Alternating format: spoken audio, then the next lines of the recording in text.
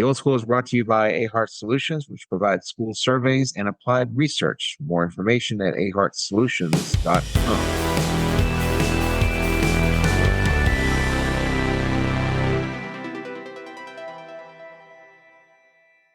And good morning. Welcome to the Old School podcast about a host of things, primarily the American education system, but as we are wont to do from time to time, we do dabble and dip our toes into the murky waters of history and culture, food, travel, music, philosophy, sport on occasion. And with me in this endeavor is Dr. Bourgeois. Good morning, Dr. Bourgeois. Herr Miller, it's good to see you this morning. You're back home from all your travels, it sounds like. Back home, back in a new home as we have moved. This is the first podcast recorded from the new abode. And so if the recording sucks, then we'll know what the problem is. It's on my end.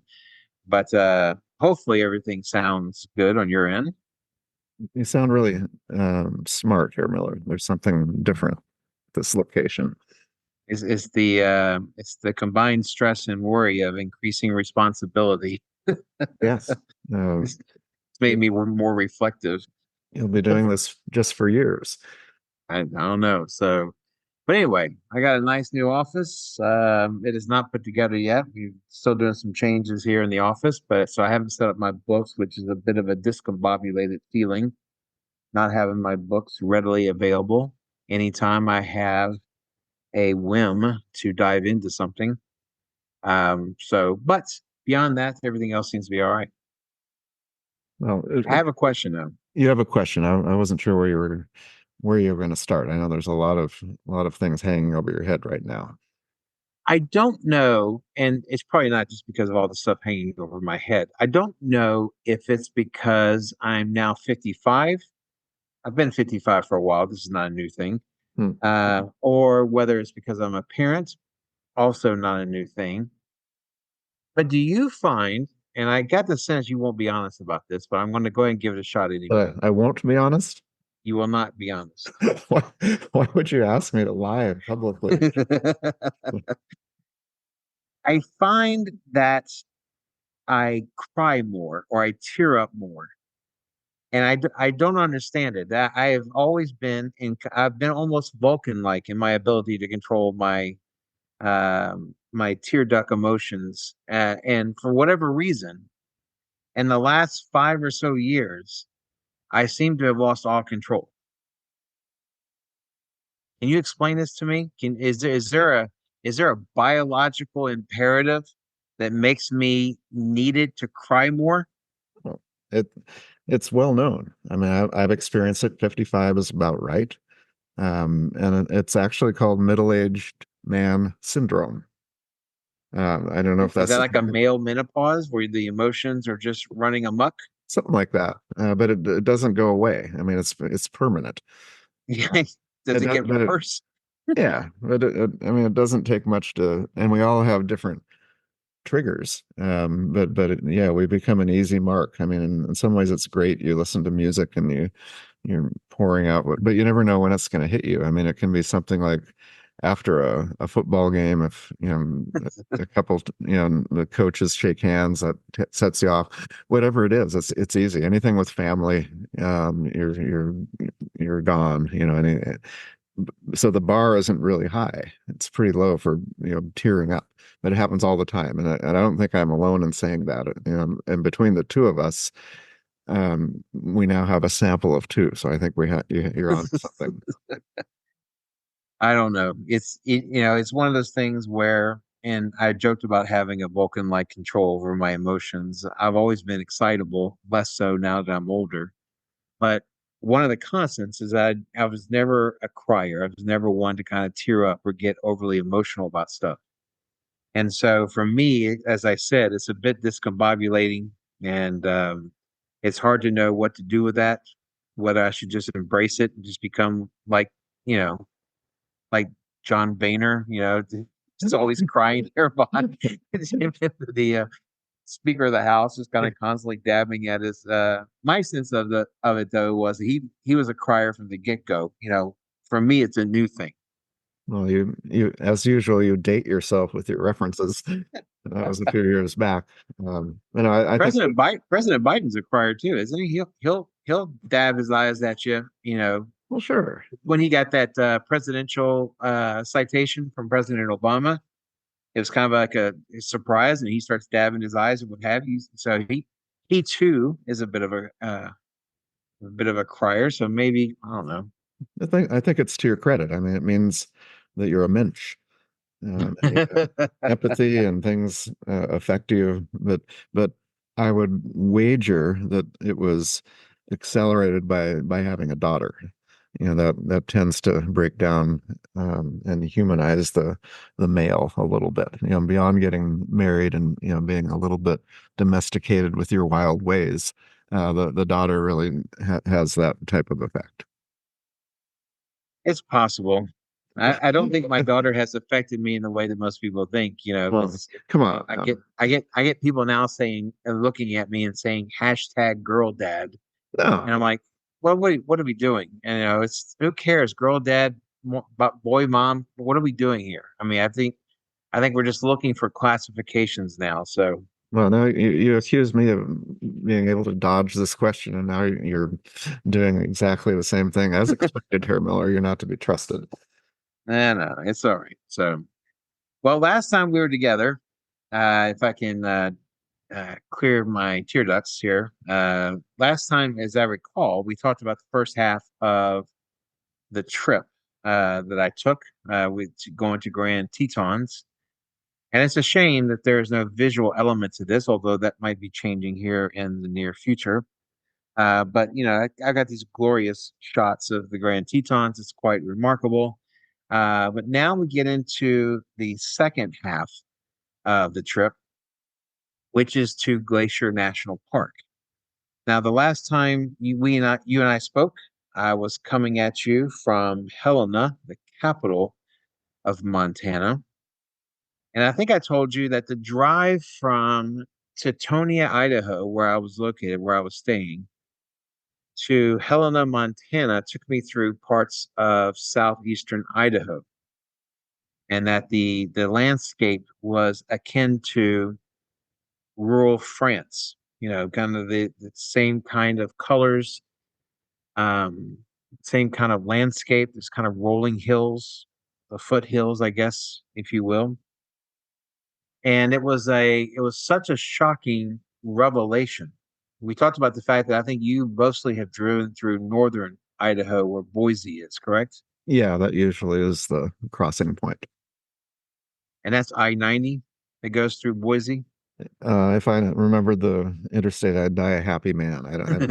Well, I know that the odd ones go up and down and the Yes, ones go across. That's about it. yes. So, but now I was off the interstate and going through rural Idaho, and it was just quite striking. It was quite beautiful. And then I find myself in Montana. This is a new state for me, and more importantly, it was the state that put me above my wife on the state count because my wife stands at 45 and Montana put me at 46. So I was feeling pretty good about everything. This was a new state. Presumably, I was going to stay the night overnight or have a meal, which are the two requirements for a state to count. One or the other. One or It's a the other. controversial decision here, but Yeah, yeah. but you have to stay the night or you have to have a meal. One or the other. Okay, again, I have to Yeah. understand this because at some point you're just put your foot into the state and then kept driving, and that doesn't count. That would be like someone going to Four Corners and just walking around the little Yeah. the convergent point of Colorado, Utah, Arizona, New Mexico. That's just ridiculous. You can't count that. Um, so Got to be standards. so you can't count airspace if you fly over. That would be silly. No, But do airports count? no. Airports do not count. Even if you have a meal in the airport? No. Oh, yeah. Being in an airport is not unlike being in an embassy. You're not really in that country technically. The embassy is like the official territory of whoever embassy it is. An airport is like this kind of purgatory You haven't really been allowed into the state yet. You may never get allowed into the state. You may have to jump on a plane and go somewhere else, but it can't count. And I Okay. think most people have problems with the staying overnight or having a meal. Most people get the airport disqualifier. Okay. So go back because they don't have airports in Montana. Is that right? Well, whether they do or they don't, I can't speak to that. But driving from Helena, we drove from Helena to um, Missoula, which is where the University of Montana is located. And that was an incredible place. They got a deli there, an Italian deli, and they had some incredible sandwiches at this place. You figure you go to a college town, you're going to at least eat well. Yeah, for sure. That's what they do. It's not intuitive because college students don't necessarily eat well, but it seems that college towns attract these more of these gourmands and foodies than your regular place. Well, they have a food culture in Montana, particularly the little breweries and the yeah, it's sandwich type shops would make sense there, I would think.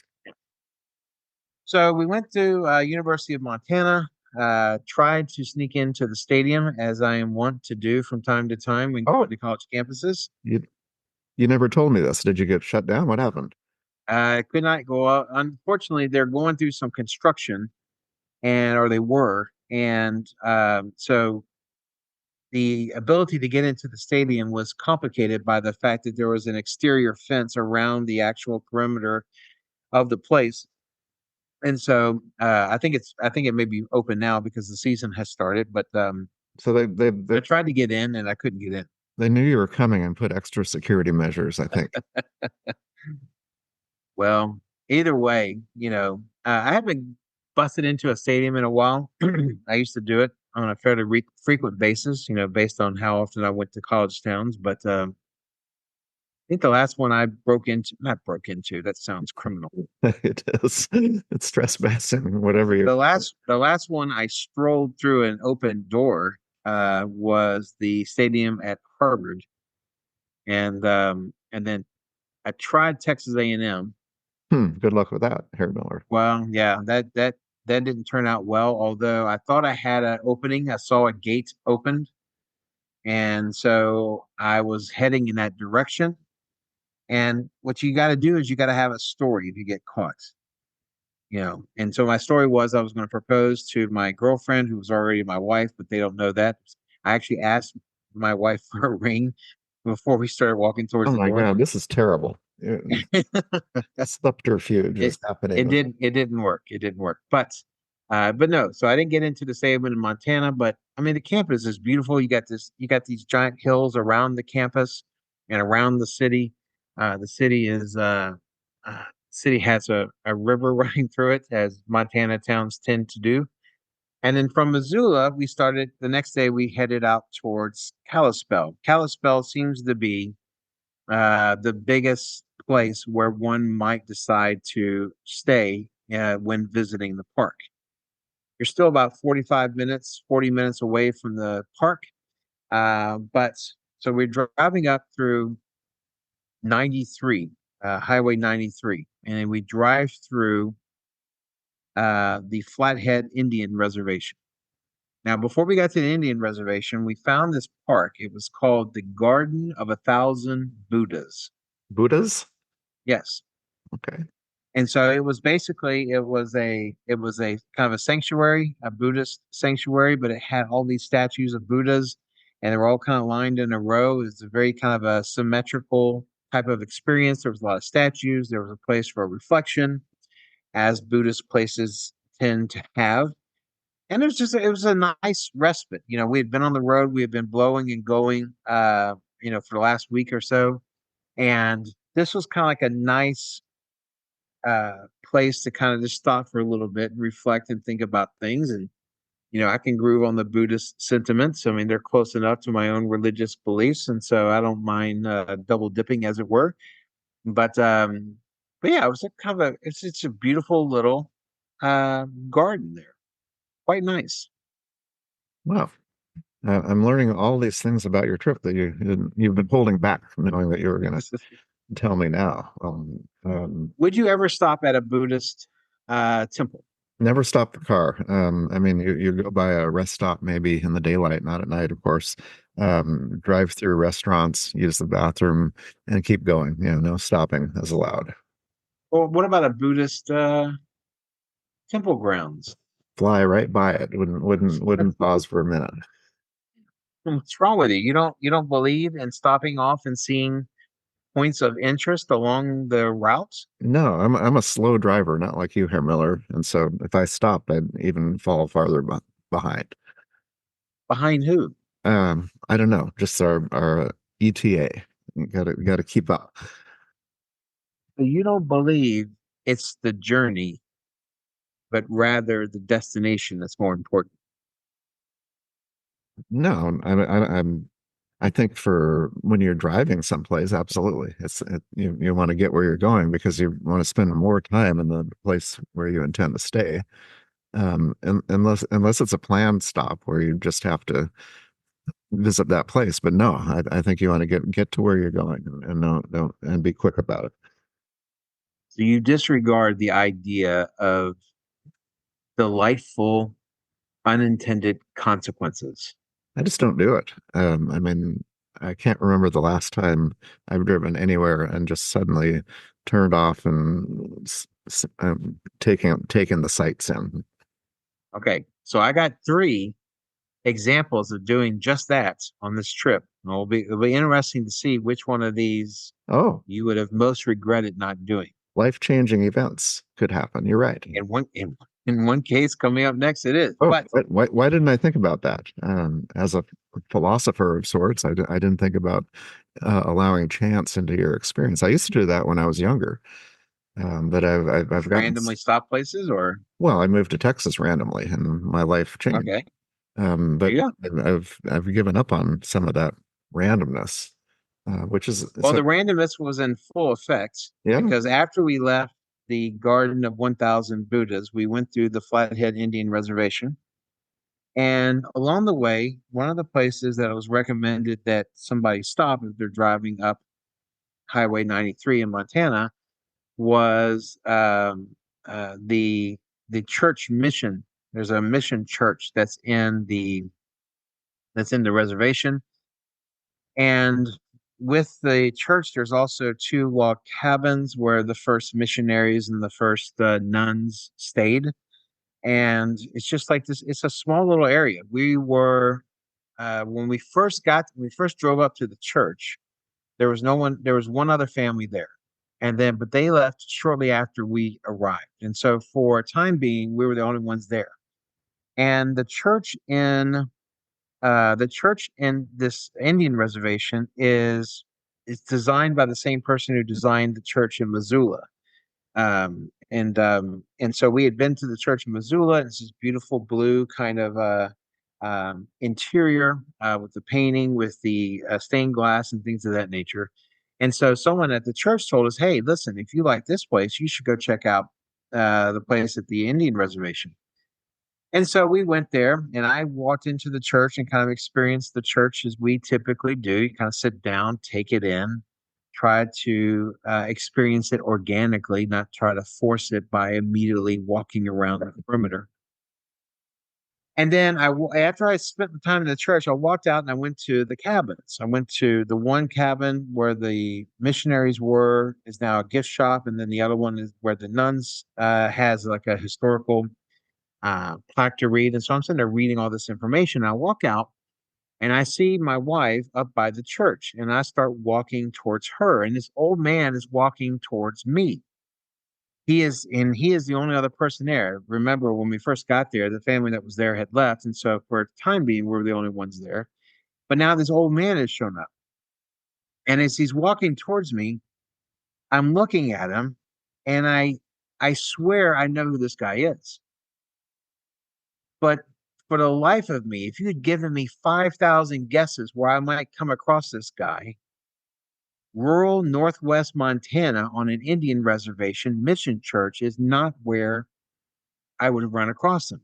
So I couldn't believe it was him. I thought maybe it's someone who looks like him, you know. And as we were coming abreast, I looked at him and he had this little smirk on his face, Smirk. as if he knew I knew who he was, but I still couldn't quite piece it together. Now, it's important for people to understand who's listening to this. I am not starstruck. I, I have seen famous people. I don't seek them out. I'm not interested in necessarily talking to them per se. Celebrity and fame Hmm. does not interest me. But I must admit to being a bit gobsmacked to the point where I didn't know what to do. And so I walked past him and I walked up to my wife and I told my wife, I said, I swear to God, that was Robert Plant. He, the lead singer of Led Zeppelin. But again, why in the hell would Robert Plant be in rural Northwest Montana? Sounds like a dream or something here, Miller. If it was not broad daylight, I would have questioned myself forever as to whether it was a dream or not.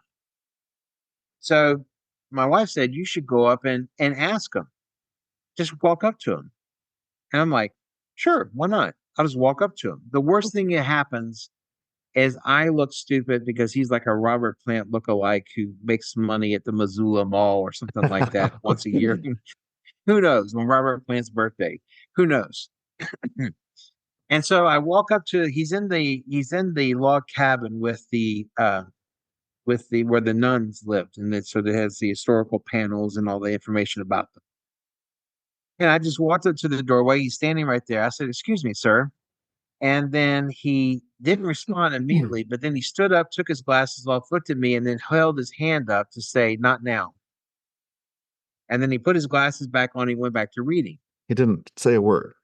Did not say a word. Now, it's interesting whether I can actually say I've spoken to Robert Plant, but I said, well, okay, this guy doesn't want to be bothered. And so I decided to go ahead and leave. I'm not going to bother the guy. I mean, he's sitting there enjoying his life and enjoying a quiet moment in a historical place in the Flathead Indian Reservation. I'm going to leave it. And so shortly thereafter, my wife and I and my daughter got in the car. And I told my wife, I said, there's no way that's him.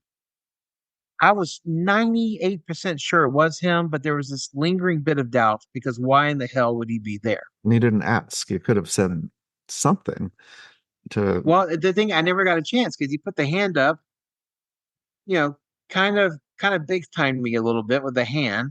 But of course, this guy's been dealing with fans for like the last 50 years. I mean, he's got to be tired of it. That's why he's doing tours in northwestern Montana. What? So you could have But started singing. Did you think about that?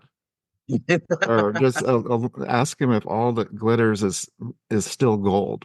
Just say that and say, and then you could tell if he reacts. You wouldn't have to engage him beyond that. But you get a laugh out of him or something. I could have said I always liked the Stones better. No, that then it wouldn't have ended well. I think those guys You still think that would have antagonized him, or would he have seen the humor in it?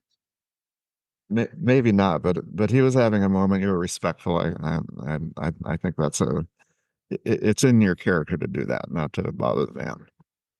So my wife looked up on her phone because we were trying to figure out, is it possible that was Robert Plant? And so she wanted to look up his tour dates. Later that week, he was performing in Missoula, Montana. So that Alison Krauss. narrows it down a little bit. It narrows it down significantly. It means that indeed What? was Robert Plant. Wow.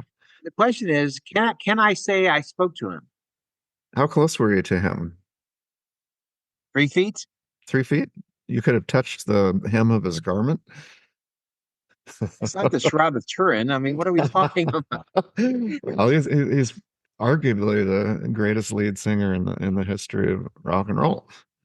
Outside of Definitely Mick on the Mick Jagger. Yeah, definitely on the short list. No one would argue he's not in the top five. So anyway, so So it that was left a there. it was it was So a shocking series of events. yeah, and have you had time to process this later? Because often you think, what do you think if I had only done this, I should have done that, or were you comfortable with how you handled it? I was comfortable how I handled it. If I had one regret, maybe I would have taken the chance to ask him when I was walking up to him as we were passing each other on the sidewalk. But no. And it's interesting. A couple of weeks ago, after we had gotten back, someone asked me, "Do you think of Robert Plant and Led Zeppelin different now because he kind of blew you off?" I said, "No, he wanted to take in the history. I can't fault a man for that." And so, I prefer to think of it as if I allowed him to continue on his journey. It's what consoles me. Wow. So have you listened to any Led Zeppelin since that encounter? I put a playlist on the moment we got back in the car, Nice. driving through the rest of the Flathead Reservation, listening to a kind of a playlist of the greatest hits of Led Zeppelin. So, Okay. So it had a happy ending in a way. as it were, yeah. But that's a great story. I don't know how I mean, you can't really follow that story unless you had other more meaningful encounters. You said you had three, but you lead with, something that's potentially life-changing. It's potentially life changing. Nothing of that ilk, but certainly we had a pretty amazing experience. So we had a house. We had rented a house that was on a lake in Kalispell. It's about 40 minutes outside the park. And the main thing to do in well, if you're going native, you can do the hikes, and you can if you're like a real outdoorsman, you can do the hikes. Um, I would have been interested in that, but my wife and my daughter are not outdoorsmen. I mean, they like being outdoors, but there's a limit to how much they're willing to do. And so, one of the things we ended up doing, the main thing that people do is they do the road to the sun. And so you pick it up when you come into the park, and it takes you up to the very top parts of the mountains that surround this park or that are in this park. I thought of you because of the times that we were doing switchbacks through the Swiss mountains. And I remember telling my wife, Steve would not like this because this was not just a bit, it was very narrow, much more narrow Really? in the Glacier National Park than it was in Switzerland. And so you had cars coming towards you. You had a wall with like a 500-foot drop Oh by the no. side of the wall. Yeah, I don't like And that so, already. well, but there's turnoffs, so there's plenty of places to take photographs and things of that nature. The park is stunning, and if you were one to go hiking, you would have seen much, much more of the park. We did a small hike, a few miles or whatever, but we went up and down, went around, going towards a waterfall, and I mean the hike was beautiful. When you're in a national park, when you're in a park, people seem friendlier. People seem more at ease, and more of their genuine character comes out. So people who perhaps would not normally say hello to a complete stranger say hello to complete strangers, and you strike up conversations. Now, I will say, on one of these hikes, overheard one of the worst conversations The worst. I've ever heard on a hiking trail. We'll set this up now. You were talking a minute about Kalispell. This is now you're in Glacier proper. Is that right? Yes, Okay. yes. And so we're in the park, and so we turn this corner, and these two guys are sitting there talking. And as I see them talking, I can imagine maybe they're comparing notes about what they saw on the trail, because you see all kind of animals on the trail. The chipmunks are the more daring of the animals that you might come across, but from a distance, you might see moose, you might see elk, or what have you. And as I approached them, the one guy was saying to the other guy, "Listen, if you bring down interest rates, and with the current economic situation, if they bring down interest rates, inflation is going to go up." And I remember as I passed them, and once I got out of earshot of them, I looked at my wife and said, "That's one of the dumber conversations I've ever heard in this pristine beauty Oh my of a God. park." Oh, and economically, I'm not sure that his argument washes either. You know, I mean, from a Keynesian approach. That's what I should have done. I said, well, Keynes never believed that. I have Keynes right here. So, Wow. but anyway, but just going through, I mean, they had a fire a couple of years ago, so there's parts of the park that that is just where the trees have been stripped bare. And that too has its own beauty because you're sitting there walking through this beautiful, gorgeous area. You've got these gigantic coniferous trees rising up to the top. Everywhere you look, you see mountain peaks, snow-capped mountain peaks just above the tips of the fir trees, and it just provides this glimpse of a area that must be downright magical if you were ever to go when it snowed. And as a matter of fact, it actually snowed there a couple of days ago. They had a pretty big snowfall, and so you can imagine how amazing that park must be at different times of year. We were there in August, and so we knew we were in for crowds. But it was just stunning. So you made it almost to Canada? I mean, was it that close? We weren't quite close to Canada, but then again, every official visitor center, because there's several visitor centers within the park itself. It has both the American flag and the Canadian flag because there is a Canadian portion of the park that is a national park in Canada. And so the closest we got to Canada, I think, was St. Mary's Falls. That's on the other side, it's towards East Glacier. And I think that was the closest we got to it, but we never actually contemplated going into Canada. So where does one eat in Glacier National Park? Do you have to catch fish yourself and fry it on an open flame, or what did you do there? There is like a little village that's just off of the main visitor center when you go into West Glacier. They have stores and restaurants and things of that nature. You could get something to eat there. We never ate in the park. We just packed in our stuff, be it nuts or protein bars or whatever the case may be. We ate in Kalispell, and Kalispell has a couple of good restaurants, and then we also cooked at home. And um, so as far as the food goes, we had a couple good meals. I had me an elk sausage, almost like a bratwurst on a bun with some peppers and onions. Let me tell you something. I can't say that I detected a difference between the elk sausage I ate and the sausage I normally eat, but it wasn't bad. Wow. And you put something more than just mustard. Well, I left it as it was. Had some sauce with it. Had the onions and peppers. Hmm. It's a little bit spicy, Yeah. but it was extremely tasty. And I figure, well, I never had elk before, No. and so why not give that a shot? I had lamb hot dogs in Iceland. I've had camel burgers in Sicily. And so I have had various culinary experiences. So you're making an argument to get off to literally change the path that you're on occasionally. Two roads diverged in a yellow wood. Sorry, I could not travel both. Be one traveler long I stood and stared down one as far as I could till it bent into the undergrowth. I could do the whole poem for you.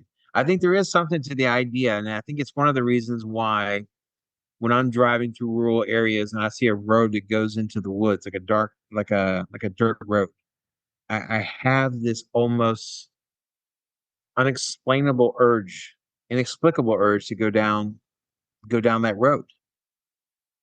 For real. And it's difficult to explain to people who don't have a joy or interest in parks and things of that nature. But I find it quite enticing. I've always followed my dad's advice that if you see a fork in the road, take it. I get yes, I got you. That, Did your dad think he came up with that joke? uh, I think so. He definitely laughed. He did. But I share his trait for whenever the context for one of our standard jokes comes up, I always tell it that you do the same. Oh, jeez almighty. But no, I mean, I find that there is beauty in happenstance, and I think sometimes happenstance can create something wonderful, and you just have to allow yourself to do it. And I think sometimes we can get so. I think the German word is something to do with just driven, objective driven. Where you focus only on at the end results, and you find out perhaps afterwards that there were things you missed, like Robert Plant, for instance, or the Garden of a Thousand Buddhas. And so, what the trip would have been incredible without those experiences. The trip is amazing with those experiences. Wow. And so if you had just stayed on the road and gone right to where you're going to sleep that night, you wouldn't have had these memorable experiences. Right. And then, when we were leaving Glacier National Park, we took a different road back down into Montana. The I-90 is where all the major cities tend to be littered alone. And we went down a different road, and at one point we went down the stretch where we're just surrounded by these tall, majestic fir trees, and it was almost a almost like an arboreal hug that we experienced with the trees. And so, um, You've never said that before. a a warm arboreal hug. So Did you tear up at that moment? that would be an example. Yes. I didn't do it at that moment, Yeah. but there were times while in the park that were quite extraordinary. Wow. You're really opening up here, Miller. Been kind of this rough and tumble character, and suddenly you're open to these experiences. You're getting emotional. This is really great. Well, I mean, I've always been keen on nature, Yeah. and so you can't say that that's a new development. Yeah. I think crying in nature is probably a new development. Now you could measure your states that you count by where you teared up in those 46 states. That would be something. Well, I still have one, Indiana, which I assume I will tear up at some point, especially if I go to that godforsaken capital that they have. But That was a tease. We'll talk about this again, but I think it has to happen at some point. You need to make peace with Baltimore and Indianapolis. I need to go to the people in Indianapolis and extend a olive branch of forgiveness Good. to let them know that I forgive them for what they've done. They won't know what the hell you're talking about. Doesn't matter. The forgiveness is for my heart, not theirs. And so Nice. You're waxing whimsical and philosophical. Something's changed. I think you need to go out to the forest more often here, Miller. mountains are calling and I must. But no, it's a beautiful park, and it's shocking how busy it is given how remote it is. But I am so glad I went, and it was a great way to cap off our year of national parks. We did 10. How second? Six? No, 8. We did 8 parks during our year of national parks, and so I thought we afforded ourselves quite well. Wow. And now your daughter has turned 11, is that true? Turned 10. Turned 10. So when is the park deal where you get free access with a 10-year-old or an 11-year-old? What is it? Well, with a fourth grader. Fourth grader. Okay, so now she's in the So fourth it's grade. it's from the beginning of her fourth grade to the August after her fourth grade. That's how long it goes. Okay, you made good use of the time. Yeah, I mean, what I could do is I could proclaim to the National Park Service that I've decided to hold her back a year. But I think my wife is interested in doing some vacations that do not require nature, but rather she's looking for more urban delights. And so I think we might be going seeing cities here in the coming year. Um, but the park was great, and then we drove out through Butte. I saw a bumper sticker that said too broke for Bozeman, too ugly for Missoula. Talking about the fact that Bozeman is a pretty hoity-toity place. We drove through there. We didn't stop though. Huh. We stopped in Butte, and then we went and we had stopped in Missoula on the way there. But we went from, I'll tell you something, from the park, this is in Montana, from the park to Billings, Montana was about 7 hours. And so that's where we stayed overnight. The first night, um, driving from Billings to Fort Collins, we were staying with some friends of my wife's. On the way there, it dawned on me because I saw a sign that we would be driving right past Little Bighorn. Oh yeah. Yeah. And Little Bighorn, of course, this is where Custer met his end. Wow. And it was um, it was shocking in the sense that you would figure as an historian, as a history teacher, or at least a former one, I would have recalled sooner that we would be driving past Little Bighorn.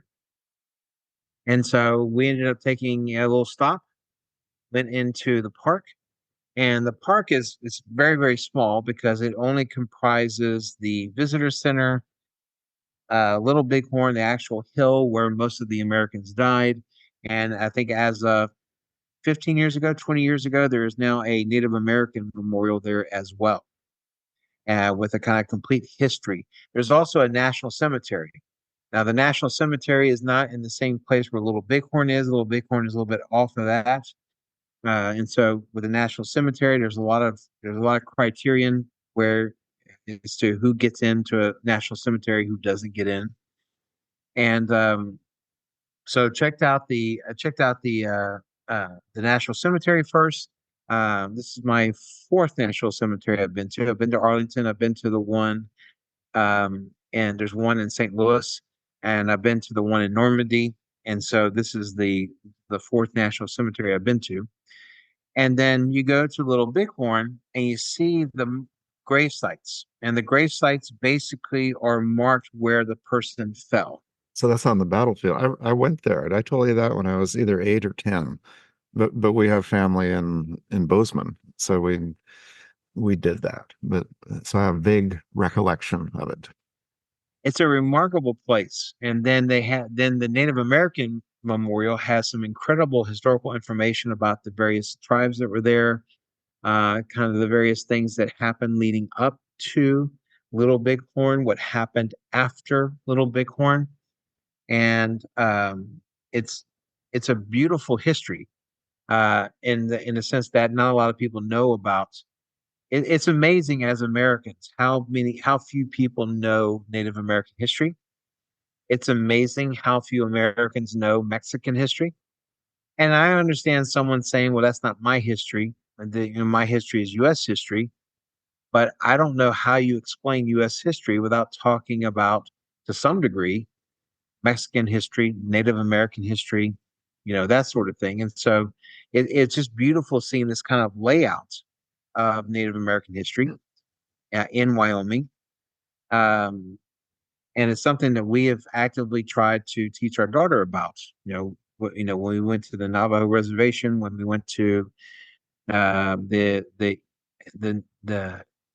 Indian Knife Village in North Dakota, where Sacagawea was from. Always, seeing Crazy Horse Memorial. I mean, there's a lot of things that we've done to try to kind of expose her to this history, and it's a sad, but also beautiful and very rich history. You sound like you're teaching history again here, Miller, and you're in your element. This is good. Is it too much? No, I think people are on the edge of their seats, for sure.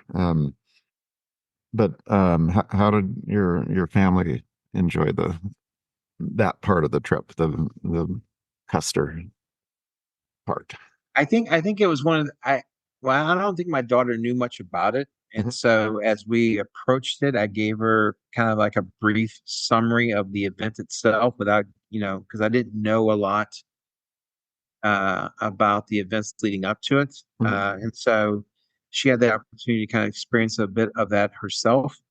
And it's also better for her to see it from that point of view anyway, so, instead of me trying to come up with a decent enough summarization of events. And so, yeah, they loved it. I mean, I think overall I think they loved the trip. Now, I will say, I think in total, we drove about 4,500 miles. It's a long damn time in a car. So That you could go across Germany like how many times? That amount. five or something. Yeah. Wow, that's a lot of driving. About 60 hours in the car, something like that. Yeah. It's not easy to do. After a while, you get kind of used to it. But I mean, Yeah. I don't mind driving, so it's fine. No, you drove every mile, I'm sure. I did. Every once in a while, Jim would ask me rather obligatory, "You want me to drive?" No. Yeah. Huh. I prefer it's you could say it's a quality of control that I have, Mhm. and I will own that. But I mean, if I could fly a plane, I would want to be the pilot of the plane, So um, So, horrifying idea. does anyone know how to fly a plane? Start thinking about scenes from Airplane. My mind blank Classic. there, Miller. Um, What's that? well, you're transitioning to. There's so many jokes in that film that we probably need to keep driving so we don't As lose it were. the pinnacle of our episode. Well, I enjoyed these two parts of your traveling across the United States practically. Definitely a Yeah, good portion of it. and it was an exciting time, and now we're on to bigger and better things. Yeah. Podcasts could be going through some changes. We could be going back to a weekly format as we start making changes on trying to broaden the feel and the reach of this podcast. The audience, let's say it. We need The audience. more Yeah, listeners. Um, yeah. So we need more guests because they like double our output when it's just the yes, two of us going single-handed, as it were. I mean, we have droning on about Montana. well, no, I think they share it with their networks. Yeah. But I think we're more likely to capture a bigger share of the audience if we do that weekly, and we may move to YouTube possibly, where we've talked about that about as much as we've talked about having an elementary teacher on our show. But yeah, I mean, there are some changes, and hopefully some changes that will be happening soon with the podcast. To get us going in different directions. Um, uh, you can rate the episodes now. I think on Spotify or Rate whatever the them? case Oh may be. boy. Yeah, Can you rate us separately? Because I would prefer that. we we are intricately attached. Oh, well, But so if you like what you heard, leave a glowing 5-star review. oh, we've never asked If you for anything before. if you didn't like what you heard, in the words of Rich Lowry on the podcast, The Editors, forget I said anything. There That's is no there's no way to leave a 5-star review. so can we listen to something like Black Dog or something as we go out, or would we be breaking copyright if we went into Led Zeppelin now? We'd probably be breaking something. And I already ticked the guy off once, so That's by right. bugging him in his history reading. So let's go ahead and just Peter play is written, and let's keep this civilized. Okay, we'll try that for once at least. And for once. And with that, we shall say adieu, Herr Dr. Bourgeois. Auf Wiedersehen, Herr Miller.